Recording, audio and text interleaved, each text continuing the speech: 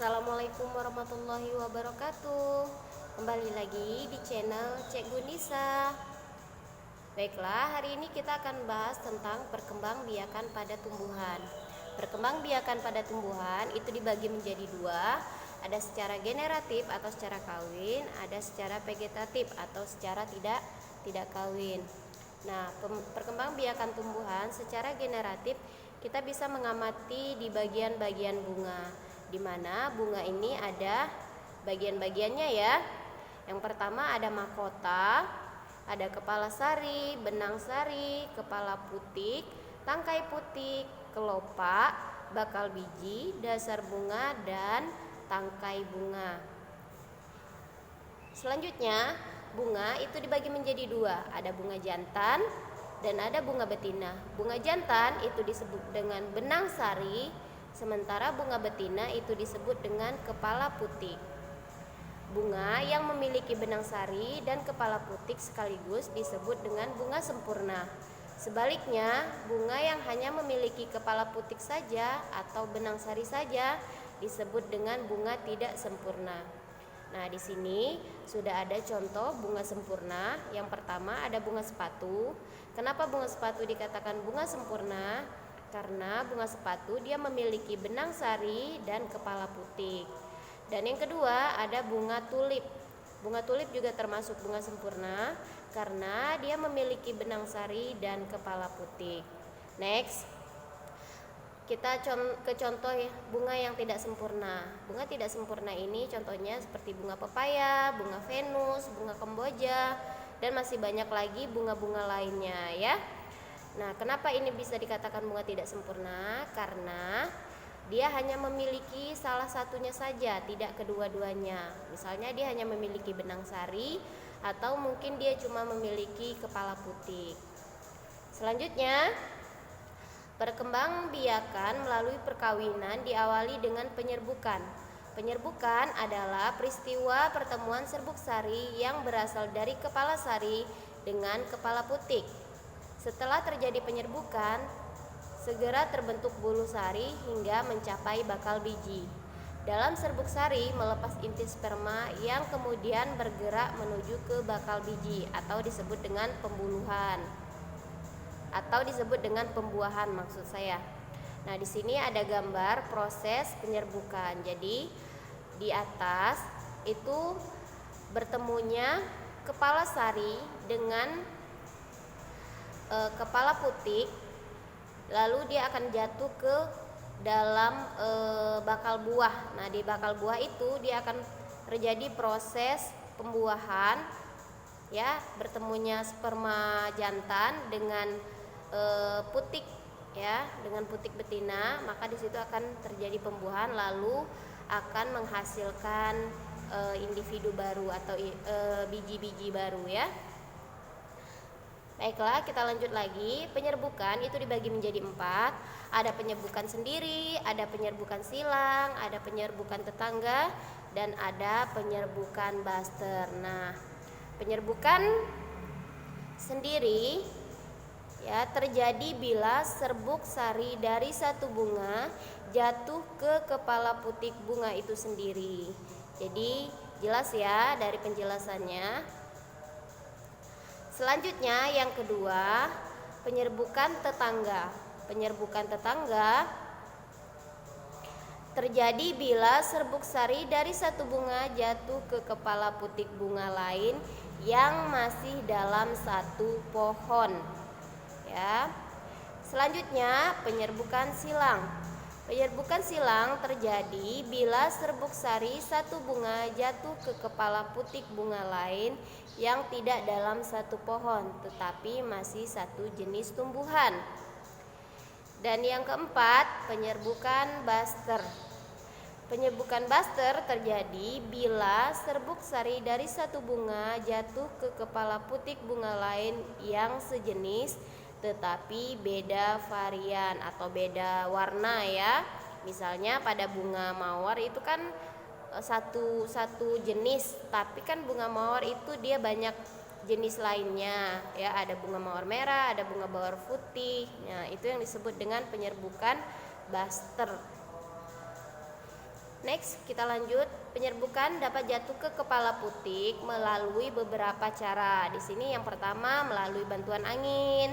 Ya, dengan bantuan angin maka terjadilah penyerbukan. Nah, ciri-cirinya bunganya seperti apa? Bunganya yang pertama, serbuk sarinya banyak, kecil dan ringan. Maka karena dia kecil dan ringan, maka gampang ya ditiup oleh angin, dia akan jatuh dengan sendirinya. Yang kedua, bentuk tangkai serinya panjang. Yang ketiga, mahkotanya kecil dan kadang dia tidak memiliki mahkota.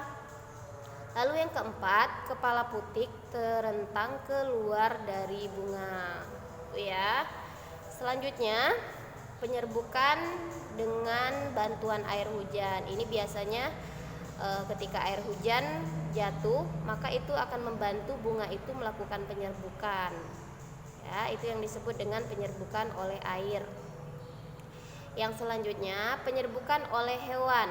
Penyerbukan oleh hewan, kita bisa mengamati biasanya pada saat musim-musim bunga itu lagi mekar, ya, itu banyak sekali hewan-hewan seperti lebah, seperti kupu-kupu, kumbang, ya, terus serangga-serangga lainnya suka sekali menempel di bunga-bunga, ya, atau di buah-buah yang baru mau mekar bunganya.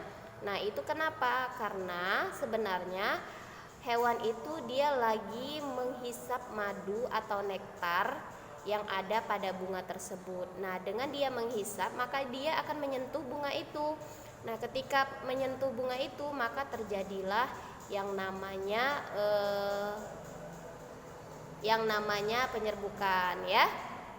Nah, ciri-cirinya apa? Di sini bunga yang penyerbukan yang dilakukan oleh hewan itu bunganya seperti mahkotanya berukuran besar dan berwarna mencolok.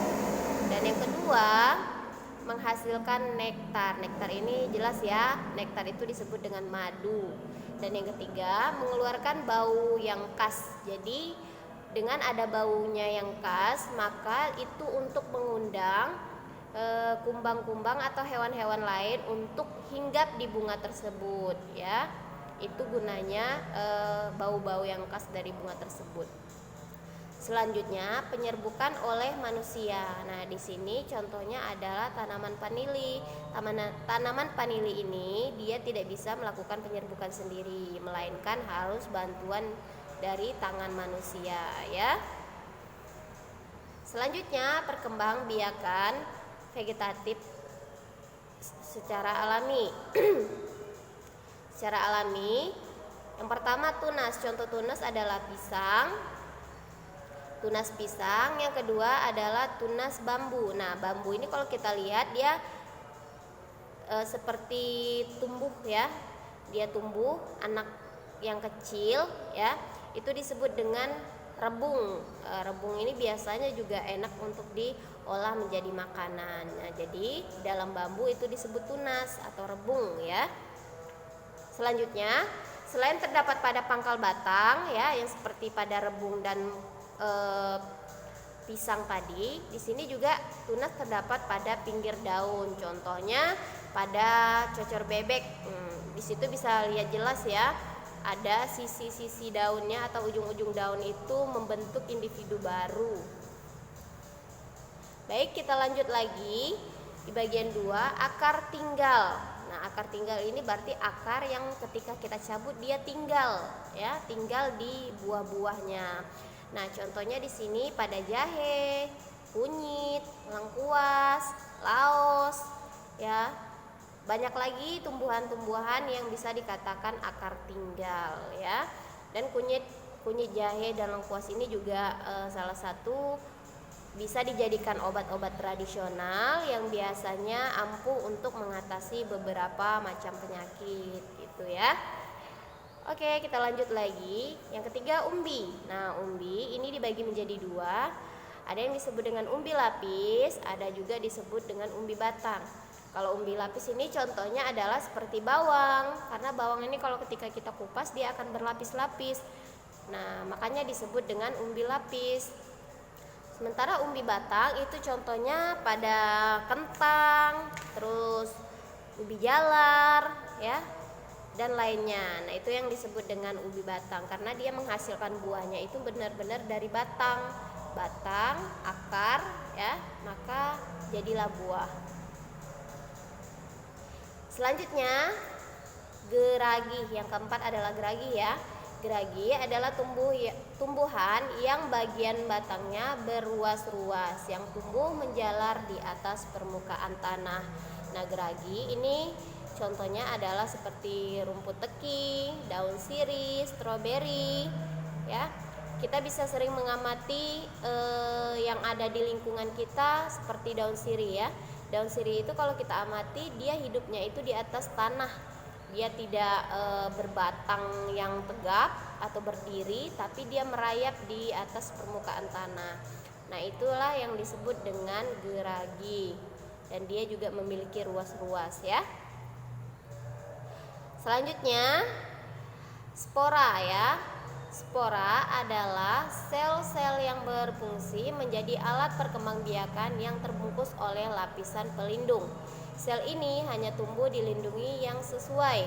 Spora sebagai alat perkembangbiakan dapat menyebar dengan bantuan air, angin, dan hewan. Nah, di sini contoh tumbuhan spora. Yang pertama adalah tumbuhan paku, yang kedua lumut, yang ketiga ganggang. Nah, kalau kita lihat di sini antara lumut dan ganggang itu hampir sama ya. Tapi kita harus tahu bedanya. Lumut itu biasanya dia hidup di pohon-pohon atau menempel di bagian pohon-pohon, entah itu pohon kelapa, entah itu pohon-pohon kayu yang besar atau pohon mangga ya. Sementara pada ganggang itu dia nempelnya di tanah, bukan di pohon-pohon. Jadi jelas ya bedanya antara lumut dan ganggang, walaupun dia terlihat seperti sama bentuknya, tapi dia berbeda di mana tempat tinggal, maksud saya tempat hidupnya. Kita lanjut ke perkembangbiakan secara vegetatif buatan. Nah, kalau tadi kita bahas yang alami, sekarang kita bahas yang vegetatif buatan. Ya, yang buatan itu dibagi menjadi 3, ada yang merunduk, ya, menyetek dan mencangkok. Jadi ini adalah buatan itu maksudnya yang diolah oleh manusia ya. Ada campur tangan manusia. Nih, kita bisa lihat atau amati gambar-gambar yang di sini. Ini adalah cara yang di sebelah kiri itu cara proses mencangkok. Lalu yang kedua ada sebelah kanan itu ada proses menyetek, dan yang di bagian bawah itu ada proses merunduk ya. Mencangkok ini biasanya ya kita mencangkok pada pohon-pohon yang tegap ya. Seperti apa pohon-pohonnya? Misalnya seperti mangga, sao, rambutan, ya pokoknya buah-buahan yang pohonnya itu tegap dan besar. Misalnya pada jambu juga bisa. Masih banyak lagi buah-buahan yang lain yang bisa kita gunakan untuk proses mencangkok. Nah, alat mencangkok itu biasanya juga menggunakan seperti pisau ya. Tentunya kita juga harus memperhatikan pohon yang akan kita cangkok ya. Terus juga setelah kita kupas kulitnya, nah maka kita akan balut pakai kertas ya, mungkin bisa dilapisi dengan tanah, lalu kita ikat dan kita tunggu beberapa bulan.